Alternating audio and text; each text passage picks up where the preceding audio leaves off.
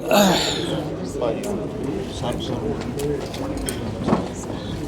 Uncle careful के पैर पे एक सेकंड सॉरी नहीं बच के दारा ला लो कोई बात नहीं।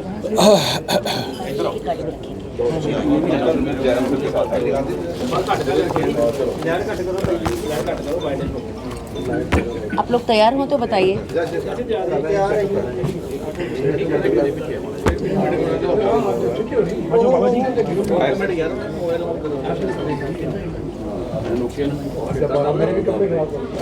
सत श्री अकाल, गुड मॉर्निंग।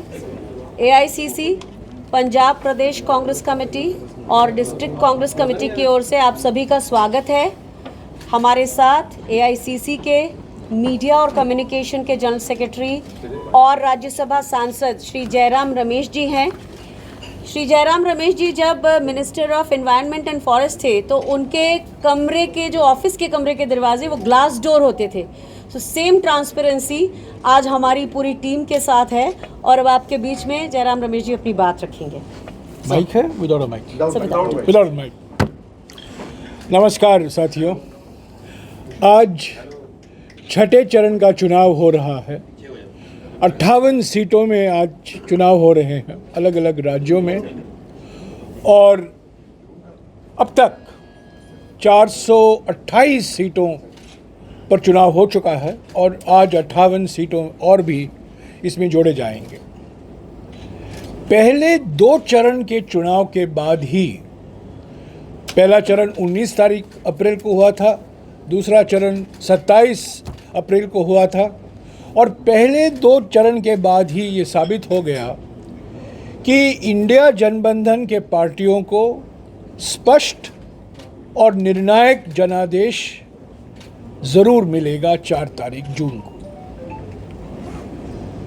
बाद में भी जो चुनाव हुए हैं वो रुझान जो 2 चरणों के बाद दिखाई दिया वो और भी तय हो गया कि ये जनादेश कांग्रेस पार्टी और इंडिया गठबंधन के पार्टियों को ही मिलेगा। मैं ये क्यों कह रहा हूँ? पहली बात तो ये है, पहले 2 चरणों के बाद दक्षिण भारत में बीजेपी साफ, उत्तर भारत में, पश्चिम भारत में और पूर्वी भारत में बीजेपी हाफ।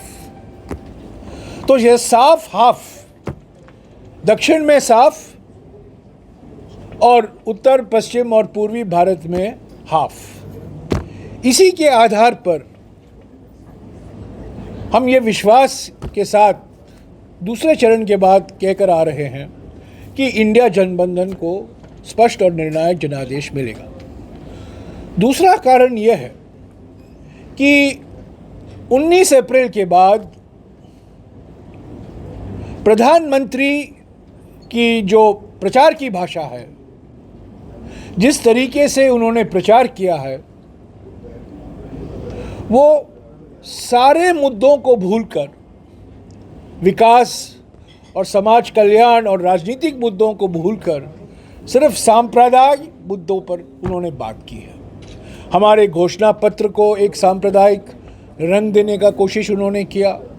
हिंदू मुस्लिम मंगलसूत्र, धर्म के आधार पर आरक्षण, अभी लेकर 1971 के युद्ध को लेकर उन्होंने जो टिप्पणियां की हैं, उनका सिर्फ एक ही मकसद रहा है, बुलडोज़र, मंदिर पर बुलडोज़र, वो भी बात उन्होंने उठाई। तो घबराए गए हैं प्रधानमंत्री, भौखलाए गए हैं, इतने भौखलाए गए हैं कि खुद कह रहे हैं टेलीविज़न पर कि मैं इंसान नहीं हूँ, मैं भगवान का अवतार हूँ। तो ये घबराहट का एक प्रतीक है, एक निशाना है। और जो व्यक्ति अपने आप को चुनाव के प्रचार के समय कहता है कि मैं इंसान नहीं हूँ पर मैं भगवान का प्रतीक हूँ, मैं समझता हूँ कि उनको वो मानसिक संतुलन खो बैठे हैं। ऐसे तो सारे चुनाव प्रचार में वो झूठ की महामारी फैला रहे हैं,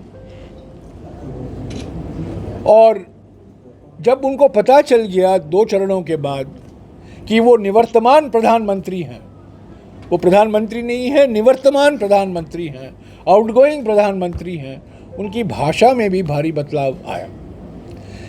तीसरा कारण हमारे विश्वास का ये है कि ये जो हमारे 5 न्याय 25 गारंटी की कार्ड है, जो हमने 8 करोड़ परिवारों तक पहुंचाया है हमारे देश में, ये हमारे 5 न्याय, नारी न्याय, युवा न्याय, किसान न्याय, श्रमिक न्याय और हिस्सेदारी न्याय, इन 5 न्याय के संदर्भ में जो हमने 25 गारंटियां दी हैं, वो जनता की चिंता है, वो समाज की आवाज़ है, लोगों की आवाज़ है।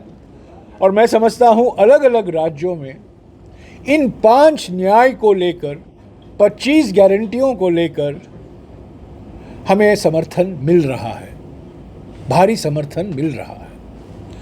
क्योंकि मैं आज लुधियाना में हूँ, पंजाब में हूँ, मैं सिर्फ 2 बातों का जिक्र करना चाहता हूँ विशेष तरीके से, जो पंजाब के लिए विशेष महत्व रखता है। पंजाब, हरियाणा, उत्तर प्रदेश, पर क्योंकि मैं पंजाब में हूँ मैं इसका जिक्र करूँगा। पहला तो किसान न्याय। सबसे बड़ी बात, पंजाब, हरियाणा, उत्तर प्रदेश, बिहार, महाराष्ट्र में जो आप चुनावी परिवर्तन देख रहे हैं, जो 2024 में नतीजा जो आएगा 2019 के तुलना में बीजेपी की सीटों की संख्या में भारी कटौती होगी। एक कारण ये है कि किसान नाराज हैं। किसान आंदोलन हुआ, 700 किसान शहीद हुए, ड्रोन से उन पर आंसू के गैस फोड़े गए, पर प्रधानमंत्री ने अपनी चुप्पी नहीं तोड़ी। अंत में उनको मजबूर होना पड़ा। 19 नवंबर 2021 को उन्होंने 3 काले कृषि कानून वापस लिए, पर वापस लेते समय जो वादे उन्होंने किए थे किसान संगठनों को, वो उन्होंने अब तक पूरा नहीं किया है।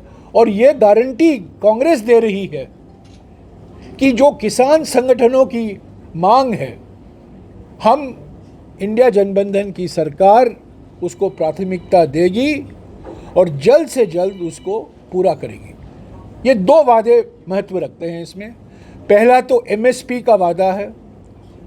किसानों को एमएसपी के लिए एक विशेष कानून बनाया जाएगा, कानूनी दर्जा दिया जाएगा, और स्वामीनाथन आयोग की सिफारिश जो है कि संपूर्ण खेती की लागत को 1.5 गुना बढ़ाकर उस स्तर पर एमएसपी तय किया जाएगा। तो पहला वादा ये है कि एमएसपी बढ़ाया जाएगा एक फॉर्मूला के आधार पर, और एमएसपी को कानूनी दर्जा दिया जाएगा। ये किसान संगठनों की मांग थी और हमने उसको स्वीकारा है और उसको हमने कानूनी दर्जा भी दिया है। मैं विशेष आपसे एक गुजारिश करूंगा, ये मोबाइल फ़ोन थोड़ा बंद कर दीजिएगा। सॉरी, आपका है? सॉरी मैं हमेशा साइलेंट मोड में ही रखता हूँ। सॉरी, लो जी लो। दूसरा वादा जो है किसान के संदर्भ में जो हमने किया है, कर्जा माफ का। निवर्तमान प्रधानमंत्री ने अपने 21 पूंजीपतियों दोस्तों का 16 लाख करोड़ रुपया कर्जा माफ किया है पिछले 10 सालों में। 16 लाख करोड़ रुपया 21 पूंजीपतियों का कर्जा माफ हुआ है। पर जब किसान संगठन मांग करते हैं प्रधानमंत्री से 3 साल पहले, वो चुप हैं।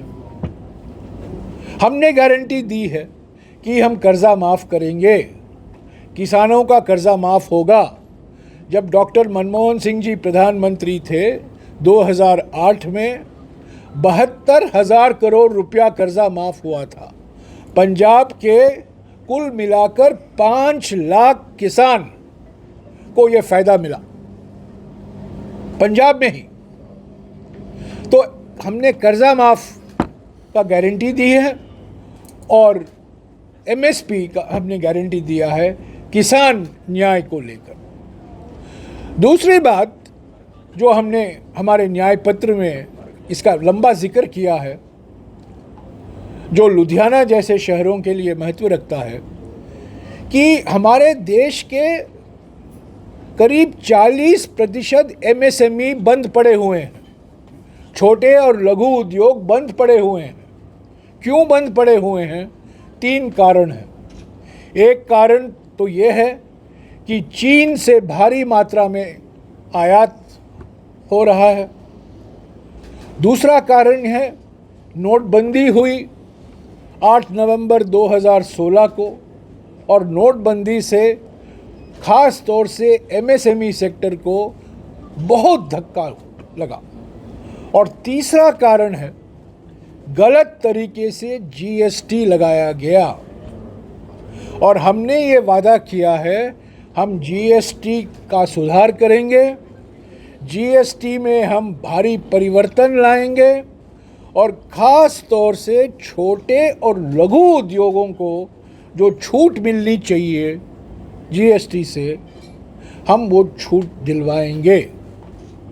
किसान जो आज GST उस पर भी लागू होता है, कृषि के जो माल है, जो बिक्री होता है, जो किसान खरीदते हैं, उनको GST मुक्त किया जाएगा। तो GST को लेकर, टैक्स को लेकर जो हमने गारंटियां दी हैं, वो ख़ास तौर से छोटे और लघु उद्योग के लिए मैं समझता हूँ बहुत फ़ायदेमंद होगा।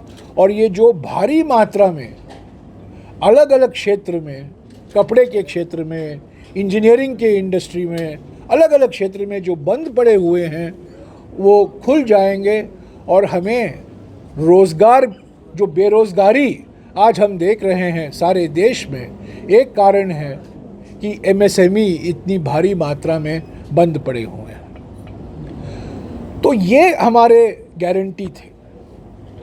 अंत में मैं ये कहूँगा, बार बार हमारे नेता राहुल जी इस किताब को दिखा रहे हैं, जहाँ कहीं वो जाते हैं इस किताब को दिखाते हैं। ये किताब क्या है? ये हमारे लिए बहुत पवित्र किताब है। ये कॉन्स्टिट्यूशन ऑफ इंडिया है, भारत का संविधान है। 26 नवंबर 1949 को इसके मुख्य निर्माता बाबा साहब अम्बेडकर थे। हमारे संविधान सभा ने इसको अपनाया, पर आज ये संविधान खतरे में है, लोकतंत्र खतरे में है, और संविधान में विशेष तौर से जो सामाजिक न्याय को लेकर प्रावधान किए गए हैं, आरक्षण के लिए जो प्रावधान किया गया है, वो खतरे में है। क्योंकि 1949 से लेकर आज तक, पहले RSS, बाद में जनसंघ, बाद में BJP इस आरक्षण के खिलाफ हैं। हमने कहा है कि हम जाति जनगणना करवाएंगे, क्योंकि जाति जनगणना कराने से हमारे समाज में अनुसूचित जाति, अनुसूचित जनजाति और पिछड़े वर्ग की आबादी कितनी है, उसकी जानकारी हमें मिल जाएगी, और उसी के आधार पर आरक्षण का पूरा हक भी उनको हम दे सकेंगे। और दूसरी बात जो हमने कही है कि सुप्रीम कोर्ट ने 1992 में एक सीमा तय किया था कि 50% के ऊपर SC, ST और OBC का आरक्षण नहीं हो सकता। पर तमिलनाडु हमारे राज्य, हमारे देश का एकमात्र ऐसा राज्य है जहां आरक्षण 69% है, पर उसको संविधान सुरक्षित रखता है, क्योंकि वो आरक्षण का अधिनियम 9वीं सूची में शामिल किया गया है। और कांग्रेस पार्टी ने ये कहा है कि हम गारंटी देते हैं कि किसी राज्य में अगर आरक्षण 50% की सीमा को पार करता है, हम उसको संवैधानिक सुरक्षा देंगे, 9वीं सूची में हम शामिल करेंगे। प्रधानमंत्री ने इस पर अपनी चुप्पी नहीं तोड़ी है और गलत प्रचार कर रहे हैं कि कांग्रेस पार्टी धर्म के आधार पर आरक्षण दे रही है। मैं बिल्कुल साफ कर देना चाहता हूँ, हम धर्म के आधार पर आरक्षण देने के पक्ष में नहीं हैं, हम इसके खिलाफ हैं, क्योंकि ये हमारे संविधान के मूल ढांचे के खिलाफ है। हम जब आरक्षण की बात करते हैं, सामाजिक और आर्थिक पिछड़ापन को लेकर ही आरक्षण हम दे रहे हैं, और 1950 से ये प्रावधान हमारे संविधान में है। तो इन बातों को लेकर अफसोस की बात है कि निवर्तमान प्रधानमंत्री ने अपनी चुप्पी नहीं तोड़ी है। जो देश के सामने मुद्दे हैं, बेरोजगारी, महंगाई, बढ़ती हुई आर्थिक विषमताएं, उन पर उन्होंने कुछ नहीं कहा है अपने चुनाव प्रचार में, बल्कि कांग्रेस और कांग्रेस पार्टी के नेता को बदनाम करने में लगे हुए हैं। पिछले 10 साल में जिस भयंकर तरीके से निजीकरण हुआ है, एयरपोर्ट बेचे गए हैं, बंदरगाह बेचे गए हैं, इस्पात के कारखाने बेचे गए हैं, फर्टिलाइज़र फैक्ट्री, यूरिया जो उत्पादन होता है, यूरिया की फैक्ट्री, उनको बेचने में के प्रयास किए गए हैं। ख़ास तौर से मैं कहूँगा, भटिंडा में NFL की एक फैक्ट्री है, पानीपत में एक NFL की यूरिया की फैक्ट्री है, उसको बेचने में लगे हुए हैं। और इसका नतीजा ये हुआ है, नरेंद्र मोदी की नीयत और नीतियों के कारण पिछले 10 साल में 21 पूंजीपतियों के पास इतना धन इकट्ठा हो गया है जो 70 करोड़ भारतवासियों के पास है। एक तरफ 21 पूंजीपति और दूसरे तरफ 70 करोड़ भारतवासी। ये नतीजा है नरेंद्र मोदी की नीयत और नीतियों का। हम इसके खिलाफ चुनाव लड़ रहे हैं, और हमें पूरा विश्वास है कि ज़मीनी स्तर पर चुपचाप तरीके से किसान, युवा, श्रमिक और SC, ST और OBC वर्ग के लोग भारी मात्रा में कांग्रेस पार्टी और इंडिया गठबंधन के पार्टियों को समर्थन दे रहे हैं। और इसी कारण हम विश्वास के साथ कह सकते हैं कि ये निवर्तमान प्रधानमंत्री हैं, और स्पष्ट और निर्णायक बहुमत कांग्रेस पार्टी और इंडिया गठबंधन के पार्टियों को ही 4 तारीख को मिलने वाला।